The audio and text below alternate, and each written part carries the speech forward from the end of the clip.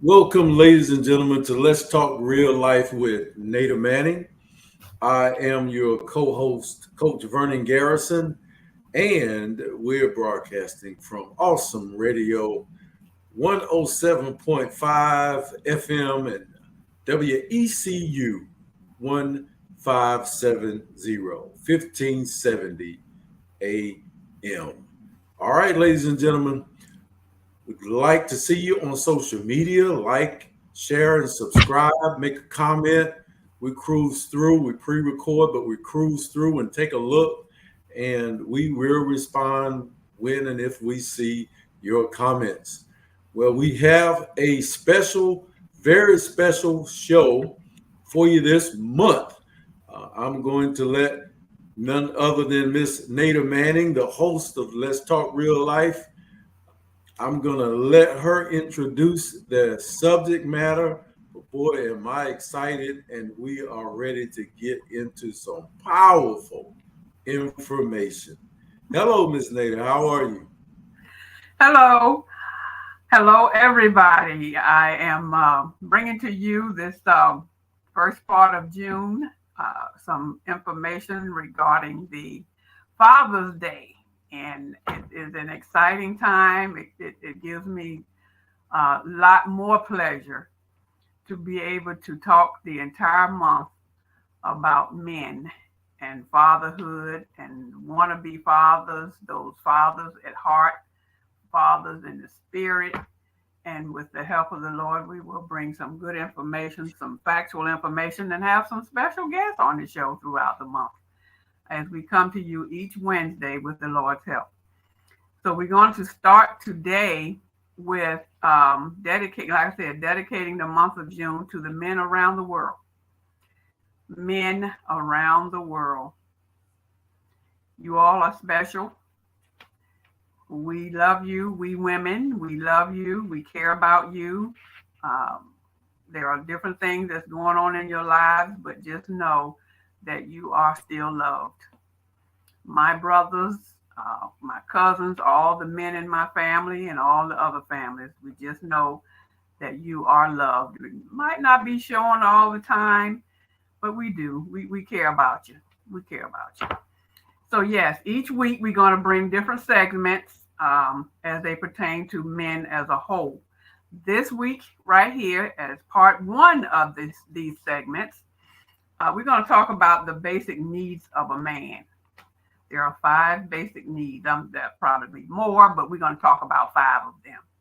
Five basic needs of a man. Coach is going to take the lead because, obviously, he being a man. I'm going to. I am going to be on the down low for the month. I will have some questions and comments.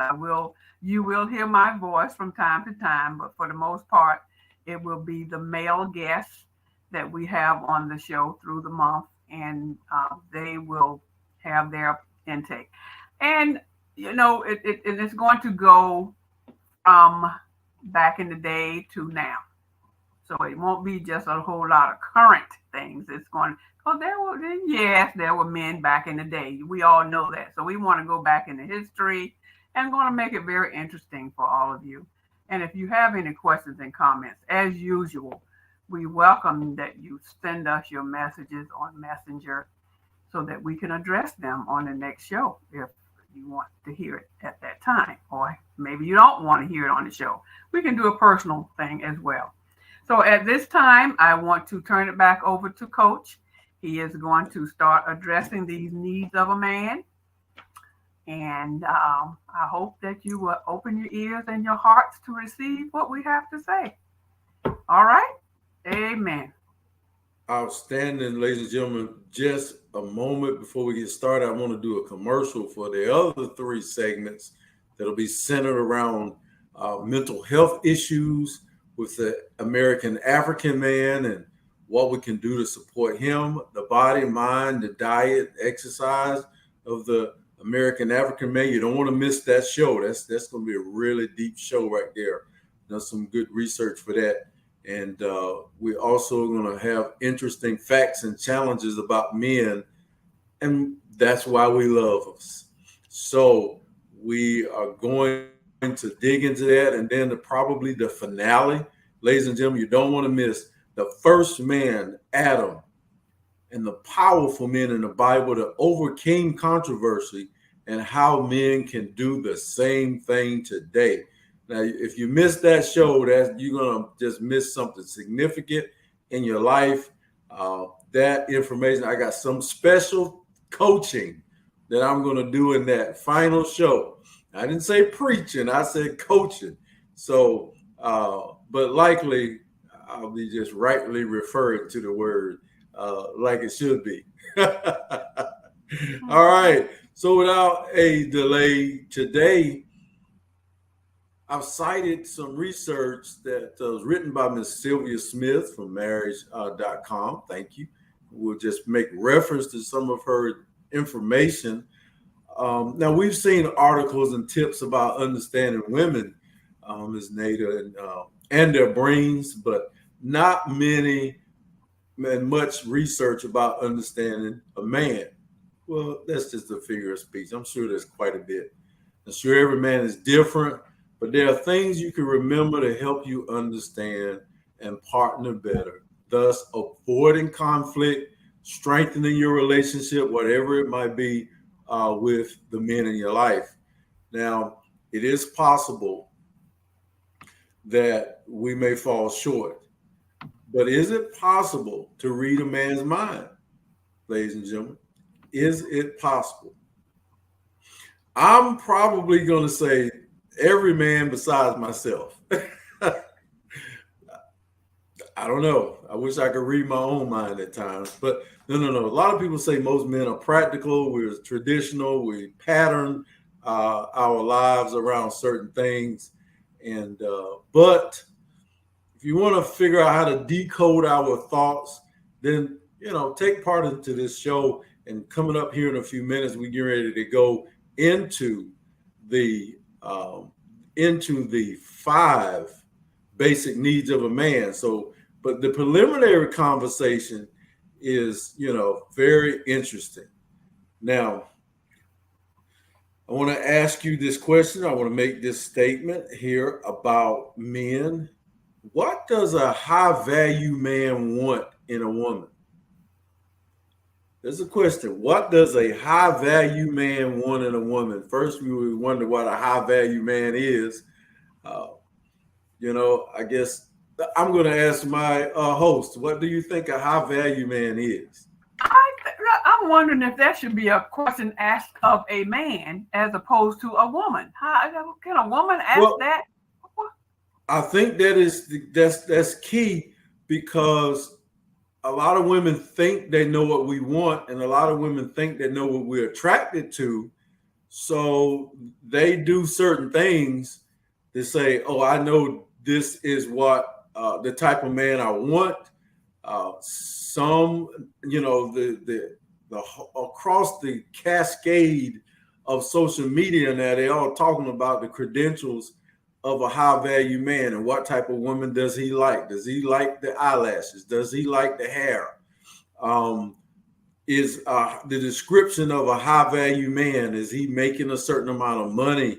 Is he, what type of woman does he want? In turn, describes what type of man he is. So I'm listening. So you want my answer to be what Miss Manning think a high value man is? Yeah. What is that? What do you think a high value man is? And then we're going to pretty much articulate the basic needs that's going to reflect back into what this man is. It's sort of reverse when it comes to, just give me your opinion of what you think a high value man is. You scared to the character? What is the character of a high value man, so the men listening can know at least where you and I stand about what we think a high value man is? I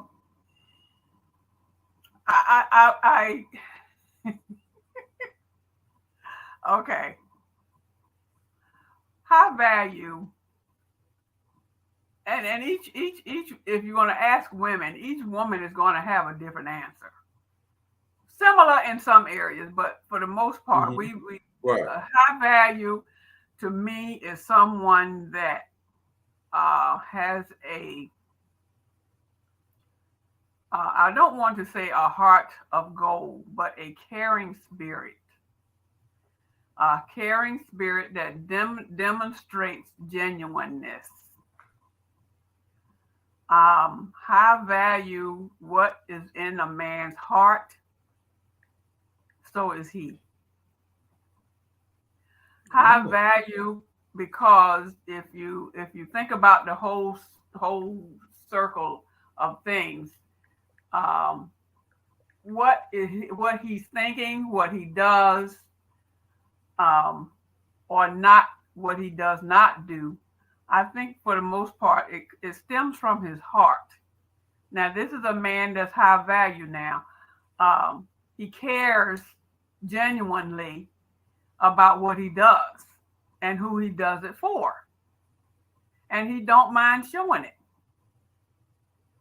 High value, and in those areas, what he put out, if he does it with genuineness, most likely he's going to get it back. Now, not all the time, but most likely he's going to get that genuineness back.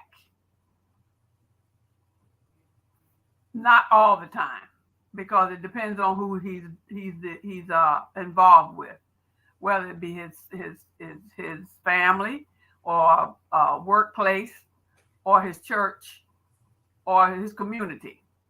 What he put out, most likely, for the most part, is what he's going to get back. But as we know in real life, and we are talking about, this is Let's Talk Real Life. I am your host, Nada Manning. I didn't say that earlier. But as we talk about real life issues, we know that in reality today, we can demonstrate the genuineness in a man's heart, but not always do we get that back. That does not mean that we stop being genuine. It just means that we just have to be careful, move on, and that's my answer. Thank you. Gotcha. I'm gonna read a few. A high value man, as Love Quest coaching.com would say, he commits himself to others when it comes to himself. He's a betterment, his career, his friendship, and even plans he makes on his weekend. This guy operates on full commitment. He either goes all in or not at all. He knows that if he's going to approach a woman, he's doing so because he's confident about what he has to offer. The next, he loves putting forth effort for a woman. And this is a high value man, according to them, for the way he dresses, for dates, or the 15 seconds it takes him to make reservations. This guy puts effort in and takes pride in mastering details. He never asks a woman what she wants to do. He asks her about her interests, likes, and dislikes, and then he plans from there. Now, some women who don't know how to accept or take an alpha man or a high value man in this sense, making plans for her might not be the best thing, because if she didn't grow up with a man in the house with a positive relationship, that's likely the woman to say, well, I don't want to do that. I want to do this. When in fact, he might already know her interest.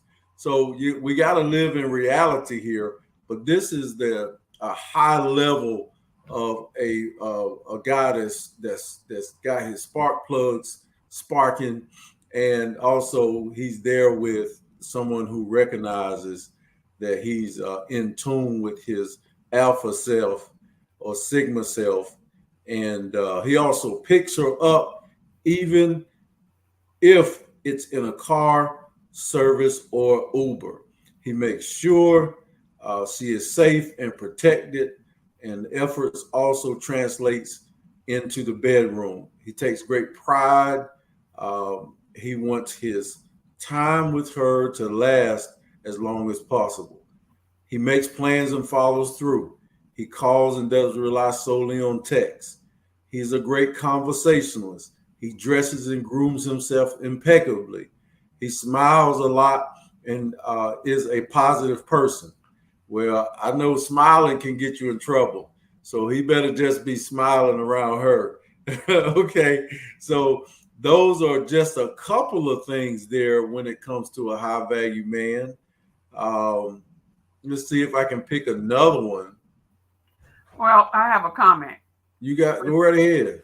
With everything that you mentioned, I think you can sum it all up by saying his heart. Okay. If he has the heart to do all of those things, then so is he. Beautiful.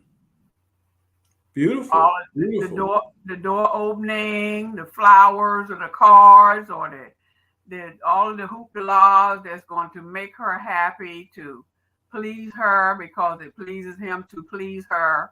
All the things you said. So the chivalrosity is included in the package. Huh?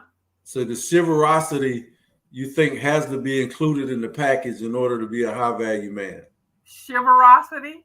Yeah, meaning opening the door, pulling the chair out, those things. Not necessary. If he's that kind of guy to do that, I mean that's a plus if he does every now and then. It won't hurt anything to do it. Is it a requirement? I think it's nice. It's one of those niceties to do that. It's a known fact that gentlemen, it's nice for a gentleman to open the door for a lady. In other words, it's nice for him to let her go in first or walk on the opposite side of the street, on the street side of walking down the sidewalk on her right side. On the street side, that's one of those niceties. That's like a security thing to protect her. You know, that's usually, if they're taught that way, if the men are taught that, it's a given. Right. So I'm just saying it's a nicety. Mm-hmm. Yeah. Right. Yeah. I gotta fix my studio here right quick so I can keep my high value status. Okay. I'm a little bit darker than it was. So you're not clear. Yeah. I'm losing my high value status. All right. There we go. We're back in action, ladies and gentlemen. All right. I think a high value man shows these right here. But the fruit of the spirit is love, joy, peace, long suffering, gentleness, goodness, faith, meekness, temperance. Against such there is no law. Now, that is Galatians 5:22 through 26. That was the King James version. I just said that's God's version. Love, joy, peace, long suffering, gentleness, goodness, faith, meekness, and temperance. Now, a few of those I've often tried to work on, and I stopped working on them. No, I'm just kidding. All of those things right there, if you present that as a man, the long suffering part, the gentleness, the faith, the meekness, the temperance, being able to manage your personality in all cases. Now, I didn't say that you didn't lose sometime, but the word temperance, being a set a tempo of who you are. So people won't see you as such inconsistent person. You're up, you're down, you're up, you're down, you're left, you're right. Nobody can follow you. But when things are beautiful and you are on your game as a high value man, I believe you display love. You display joy. Yeah. and you let people find peace Yeah. even in your life. When you walk into a room, you can radiate on your good days. Okay, let's be real about this. On your good days, man, you can radiate peace, and Yeah. children will run to you for refuge. Teenagers will all of a sudden start speaking. You be like, whoa, they're telling me confidential information that I didn't know I could talk to teenagers and other generations. When you radiate long suffering, people will see you, they can empathize with you, but they may, if they're the cause of your suffering, they may find ways to apologize to you. They may find ways to say, thank you for tolerating me. I'm using the word tolerate. They may find various ways to make things work that only God can make work. So long suffering, I didn't say you get crucified, even though that happens. I'm not saying that, yeah, go be a glutton for punishment. I didn't say let people run over you, but there are difficult things in our lives as men that we have a very tough time in finding ourselves in the right place to solve the problem. And usually, or sometimes, we don't know why the problem won't go away. And it's just like I said, sometimes we're not in the right place to solve that problem. We're in a season in our lives, and it's us that have to go through that season.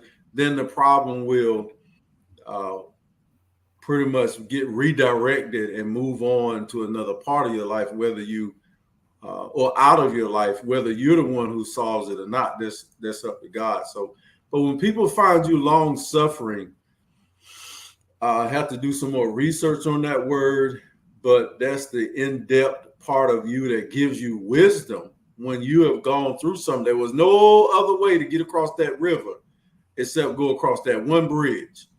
And that one bridge was on fire. That one bridge had predators on both sides. If you see a snake as a predator, then it had snakes on one side and it had worms on the other, and all the wiggly things that just startle you and create havoc. So long suffering, and then the one that I'm talking about when I'll say gentleness. I like being gentle. I'm not as gentle as I used to be because life makes you hard. And the guys that I'm talking to, you know how you're guarding yourself. You know how you're protecting yourself from being gentle. Well, here's the problem with all of this garrison around you, this fort that you live in. It makes you forget what gentleness actually is when you can let your guard down, when you're around somebody who cares for you and you're around somebody who loves you.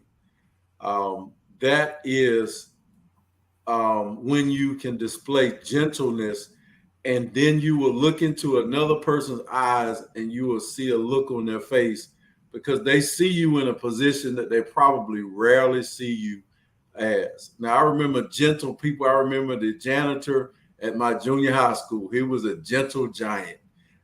We know gentle giants in our lives, but all of us can be gentle and not like we have been in maximum security all of our lives. No pun intended to those who have been in maximum security, but there are certain characters that you have to make.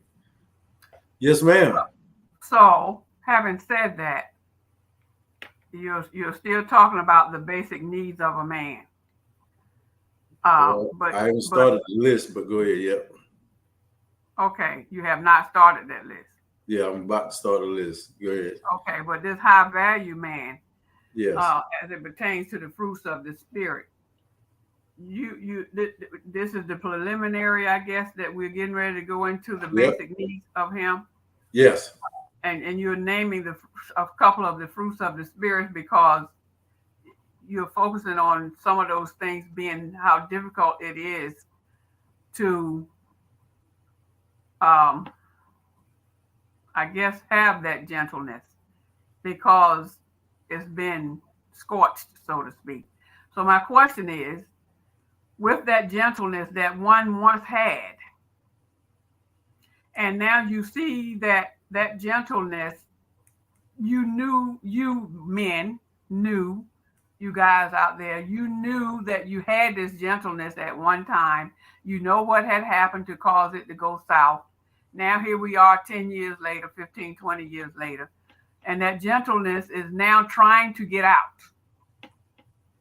because you have now started a new life with a new circle of friends or a friend, and that gentleness that once was there is still there. It's just buried a little, and you want that gentleness to come out. You know it's there. What is it going to take for that gentleness to surface again? You want it to come out, men. This is a question for all you guys out there that's listening. As a woman, I'm asking a question of every fella out there. What is it going to take for you to release that gentleness? It's a gradual thing. I understand that. But eventually, if you keep that gentleness buried too long, what's going to happen? What is the end result of that burial? Like anything that you bury after a while, what is the significance of that gentleness being put away for ever how so long? It's a general question. No one has to answer it right now. It's just food for thought. What do you do? I mean, just a question.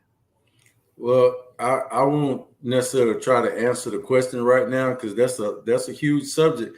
But I can say that the mental health aspects of men, that show is coming up week after next, I believe. So that'll go to give you a clue there when we talk about trauma and we talk about things that have scorched our personalities and made our hearts dense and thick, and our emotional intelligence. We need emotional intelligence to decipher what I'm about to go into, the 5 basic needs of a man. So I'm not saying we should put our emotional intelligence hat on to the side right now, and we don't need it until that mental health show.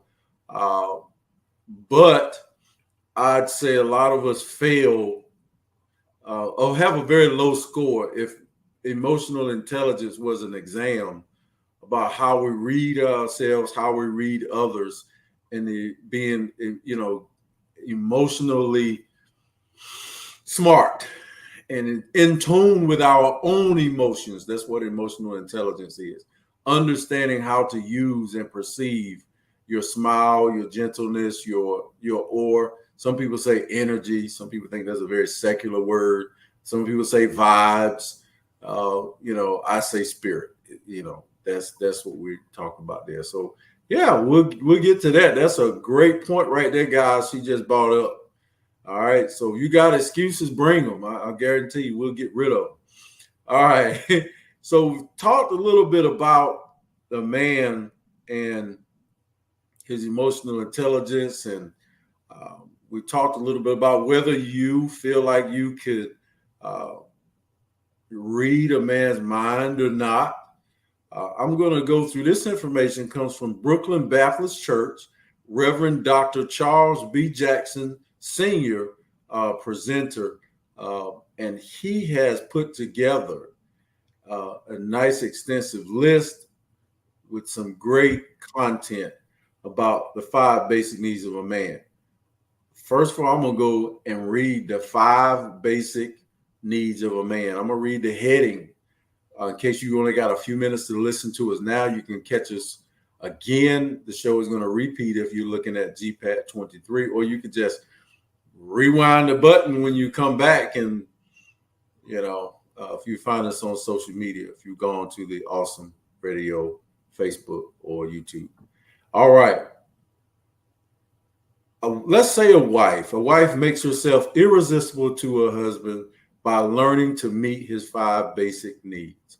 Now, I said I wasn't going to interrupt the list. Number 1, his needs for admiration and respect. I'm going to warm you guys up to that. His need for admiration and respect. Number 2, his need for sexual fulfillment. Number 3, his need for home support. Number 4, his need for attractiveness. Number 5, his need for a life companion. Back to number 1. Now, we said wife, which is the ultimate relationship between a man and a woman, I believe. Ultimate union between a man and a woman. You think of levels of that ultimate union that can manifest in our lives. You know, you could be engaged. You could be in a long-term serious relationship, getting to know your partner, which I recommend if you're late in age. And some people feel God inspired and they have found their wife, and that's a good thing. So it's been a year or two hanging out with each other. They went ahead and tied the knot. I think miracles do happen. Miracles do happen. All right. Number 1, his need for admiration and respect. She understands and appreciates his value and achievements more than anything else. She reminds him of his capabilities and helps him maintain his walk with God and also self-confidence. She is proud of her husband, not out of duty, but as an expression of sincere admiration for the man she loves and with who she has chosen to share her life. Refer that to Ephesians 5:22, 23, and 33. This woman idolizes her man in a godly way, and realizing when God created man, he's like, okay, no, this ain't gonna work. I gotta, this cat gotta have somebody else. So that's where Eve came in, and he got the rib. That's the closeness. God could have created her from the dust of the earth like he did the man, but he chose a rib. So that should remind you, symbolically, spiritually, however you see it, how close and how much of a companionship that is necessary between you and your woman. Notice I said not an option of her being close to you. She is you. And if your sides start hurting and you feeling some pains, it ain't your liver, it's that rib that's messed up. So there's some order in our lives that if a woman is in place, she can remind him of his capabilities. And that's what we were talking about earlier, how you were talking about young boys, Miss Nada, need that encouragement. Well, there's the words here from the pastor himself. She reminds him of his capabilities and helped him maintain his walk with God. That was her job description. That was not saying, I said I wasn't going to start preaching, but that was not saying the woman is less than you. To me, that's saying you can't do without a woman. So she might be more important to your life than you are to your own life, guys. If you got that union with that woman just right, she can help you with your walk with God. Oh, wow. You better read in between these words here. All right. Number 2, and then we'll stop and chat a little bit. His needs for sexual fulfillment. She becomes an excellent sexual partner to him. She studies her own responses and recognizes and understands what brings out the best in her. Okay? Then she communicates this information to her husband. And together they learn to have a sexual relationship that both find repeatedly satisfying and enjoyable. There's Proverbs 5:15 and 19, Song of Solomon 4:9-5. So, in other words, this woman is in tune with your body. This woman is in tune with your body. Now, today, people are like, oh, you got to figure out how to take care of your husband, or figure out her wife got to figure out how to take care of her husband, and the husband got to figure out how to take care of her wife. It is an obligation that you find these things. Mm-hmm. And he says she studies her own response. Mm-hmm. Ain't no way in the world, Miss Nada, I'm going to be able to make adequate interpretations of a woman, because you are just as unique and of your own creation from God as I am. So you have to teach, you have to explain, because there is absolutely no way I'm going to practically get it. Okay? It's just written here from a PhD, a doctorate in ministry. Okay? Not that he's closer to God than I am or we are. All right, guys. His need for home support. Now, I'm going to kick this one back to Ms. Nada in just a moment. All right. But his need for home support. She creates a home that offers him an atmosphere of peace and quiet and refuge. She manages the home and care of the children. The home is a place of rest and rejuvenation.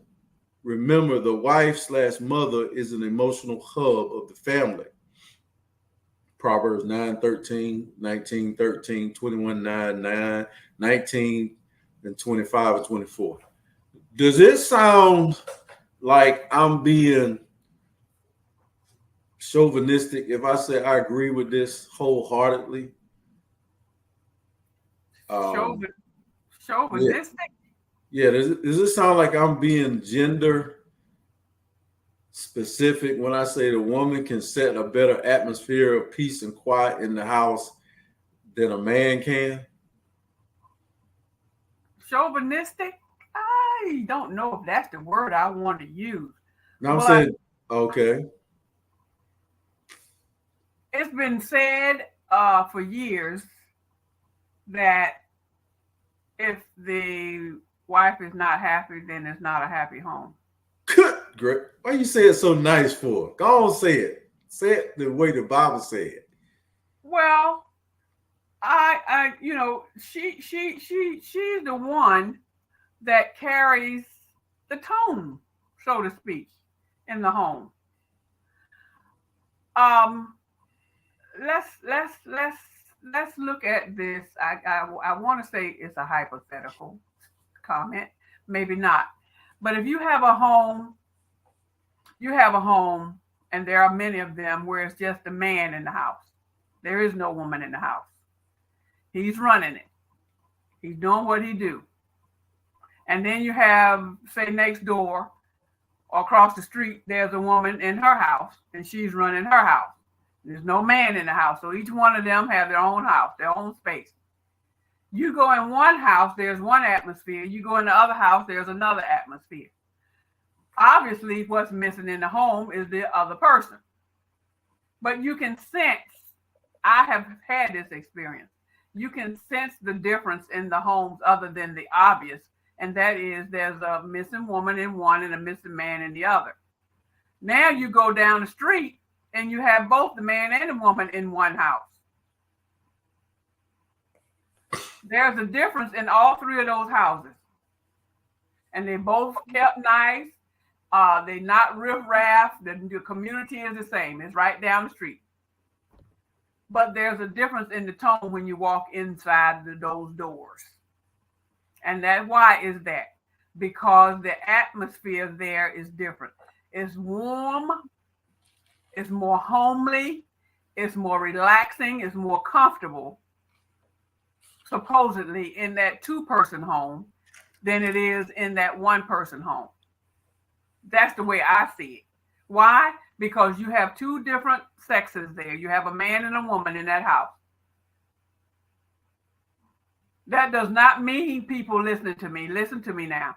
That does not mean when you walk into a single person's home that you're not going to be comfortable. That's not what I'm saying.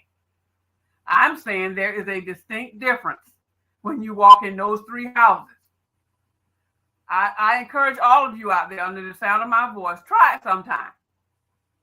Choose somebody to go visit 3 different houses in that type of environment.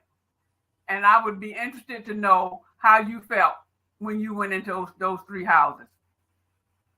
And I'm almost sure you're going to have something different to say about each one of those houses. And they could both be peaceful homes. All 3 of them can be peaceful. But there is going to be a distinct difference in all 3 of those houses. And you're going to have to choose, okay, now which one would I want to live in? Eeny, meeny, miny, mo. Or let a child decide. That might make it even better. Children have a tendency to make decisions that's much more pure and unjudgmental than we adults do. We adults got to be saying, well, no, the child is not going to do that. A child is going to be right up front and honest and pure and tell it like it is. Well, I like that house over there. It might be because they smelled cookies in the kitchen when they went in the kitchen. I don't know. But I'm saying that I think personally that 2-person house is a much more wholesome home than that 1-person house. Okay. Setting the tone of the house, I think, can be done by a woman. And the power and the authority to influence that home comes in the scripture. Now, I'm not weaponizing, the Bible here. But Proverbs 21:9 says, better to live on a corner of the roof than to share a house with a quarrelsome wife. Right. And the other one says, in Proverbs 21:19, says, better to live in the desert than with a quarrelsome and nagging wife. So I ain't even gonna say that. I'll just say what the word said. That's huge right there. So in reverse, I think the absence of that makes way for a beautiful opportunity to come home to your house, to take refuge. And that's why it says peace and quiet. Now you can come home and do the James Evans good time thing. Everybody shut up. Go to bed, JJ. You can come home and shut it down, or you can come home and it's an oasis for you. You can create an oasis and have dinner ready for your wife when she comes home, and she can come in and make it even more of a beautiful refuge than I think a man can. But the therapeutic aspects of that offers him an atmosphere of peace and quiet. We need that mental. We need that place of rest and rejuvenation. These are physical attributes that she can give to you that she's likely, better at than you are. Making this an emotional hub can actually sharpen your emotional intelligence and have you more in tune to your feelings. By doing what? I had a associate of mine tell me, he said, I asked him, I was like, okay, who cut your hair, man? It looks good. He said, oh, my wife did it. He said, she humiliates me. She makes me sit down on the toilet in the bathroom naked with towels on the floor, and she cuts my hair. And she's rough with it, but she does a great job. Okay. He acted like it was something that he endured, but it wasn't. It's something that he enjoys, and he submits to that haircut once a month. And obviously, she doesn't want hair all in his clothes. For those who you were wondering why I say he was naked, she don't want hair all in his shirt and clothes and everything, and she don't want it all over the floor. So she puts towels and things of that nature down. So a woman can create.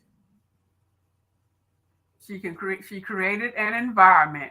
Number one, he got a nice haircut. Okay.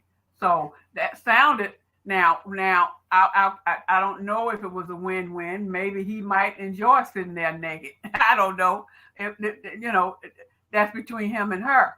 But the point is, Oh, he he got a said nice. he did. He did. Yes. Okay, in their own little intimate way, they could be just doing their own little intimate thing between them as husband and wife. She cutting his hair. Who knows?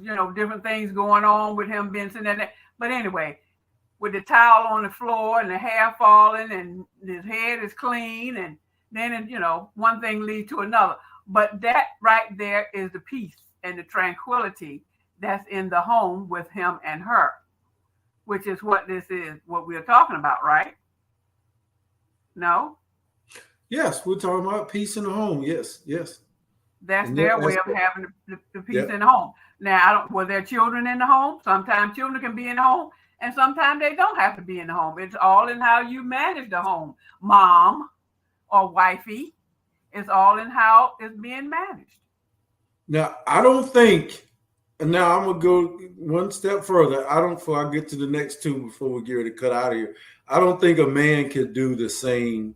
And I don't think a woman should abuse her privilege of a man that's going to submit to her in that way, because I think a woman can go overboard and set it up like she got some beta man and he running around the house with a leash on him, and some of that stuff can bleed out to the public and really can confuse a lot of us. And like the Supreme Court justice, one of them basically said, my wife put those flags out there, and I asked her to fly the upside down flag or whatever the symbolical sign for stop the steal during the January 6th thing. The Supreme Court justice of the United States said, my wife put those flags out, threw her under the bus. My wife put that flag out there like that, and I told her to take it down. But since we're married, she has every legal right to fly flags. So she didn't take it down right away. But anyway, you got to go read the story yourself. When it comes to a man and a woman setting the tone for their home, there is a difference. You don't go fly a flag that's anti-American upside down, or some flag that was just used in an insurrection of the government. Each one of you should have the authority to take it down and then ask questions. All right. The next one is very short. His need for her attractiveness. I'm going to read this verbatim because I don't want to get it crossed up. I got strong feelings about this, so I ain't even trying to go all into it. She is possessed of inner and outer beauty, inner and outer beauty, inner, second, outer beauty. Inner and second, he says, outer beauty. I hope y'all caught what I was just saying. She cultivates a Christ-like spirit in her inner self. She keeps herself physically fit with diet and exercise, and she wears her hair, makeup, clothes in a way that her husband finds attractive and tasteful. Her husband is pleased and proud of her in public. Her husband is pleased and proud of her in public, but also in private. Song of Solomon 1:8-10, 2:2, 6:13, 7-9, 1 Peter. Okay. That said it all right there. Especially they're proud of her in public. Your man saying certain things about you probably is your responsibility.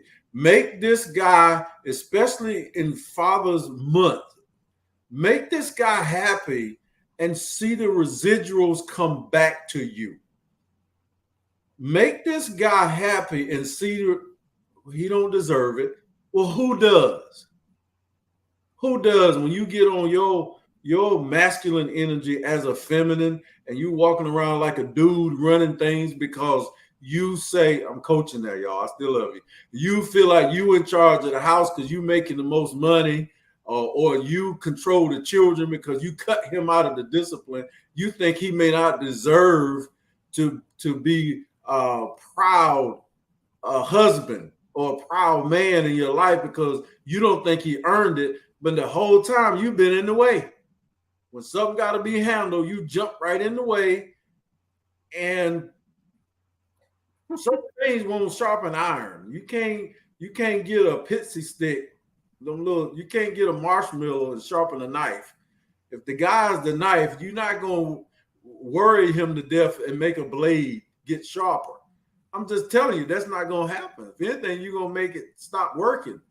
So, but I didn't want to talk over these. I'm sorry I went into that. I said that was short. But make this man proud of you in public.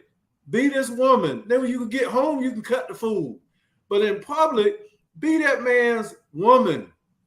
I didn't say be his toy. I didn't say be his side piece. I didn't say nothing. I said be the man's woman. The woman comes first. He look over there and see you acting like a woman, then that's going to be by definition of a woman. So you might want to study that biblically. Okay, the last one, his need for a life companion. She develops mutual interest with her husband. She discovers those activities of her husband, enjoys the most, and seeks to become proficient in them. If she learns to enjoy them, she joins him in them. If she does not enjoy them, she encourages him to consider others that they can enjoy together. She becomes her husband's best friend so that he repeatedly associates her with the activities he enjoys the most. I took a lady on a date one time. I know it's about closing time. And it was just to go on a date, to go to the beach, to enjoy, to chill, to talk. All of a sudden, as soon as we crossed the border, I want this, I want to do this, I want to do that. I need to do this. I like to do this. I thought we was on Willie Walker in the Chocolate Factory. I went to the Philadelphia, and I want one now.